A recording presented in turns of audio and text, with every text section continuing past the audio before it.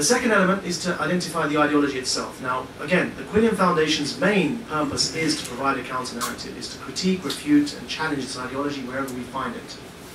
As well as advising government on policy, we are putting out there a narrative that will challenge this ideology in its assumptions, in its basic premise, and its fundamental principles.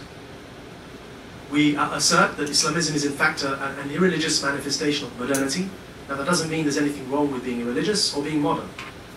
What we're saying is that Islamists claim that they are religious when in fact they are irreligious. They claim that they are authentically from traditional Islam when in fact they are modern.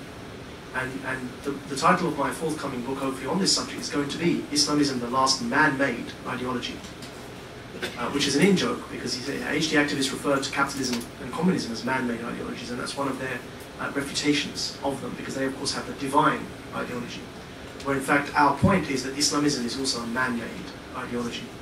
And so the second point there is to challenge the counter-narrative, to present the counter-narrative, to challenge the ideology, so that grievances can no longer be exploited by people who look to indoctrinate young, angry teenagers who would have otherwise grown out of that phase and realize that local politics is the solution.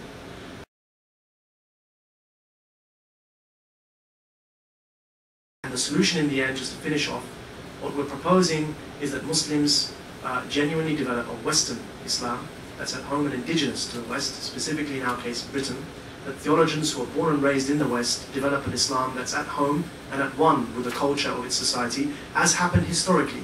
Indonesian Islam is not the same as Malaysian Islam, as Moroccan Islam, as Pakistani Islam, and as Saudi Arabian Islam. So it's about time that we had Western Islam, people who interpret the religion in a way that's at one and in harmony with their society, rather than in some form of ideological conflict. Now that's only possible if we stop seeing it as an ideology.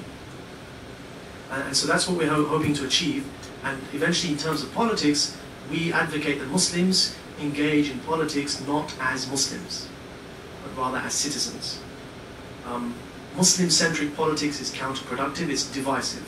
And just as when I meet somebody like Matt, he doesn't introduce himself as an American Christian, why should I have to introduce myself as, oh, imagine a British Muslim? Why would I have to wear that on my sleeve? If I'm a British citizen, I should engage in politics as a citizen, representing the interests of my constituents and overall my country, regardless of creed. And post-Islamism has moved into a Muslim-centric phase.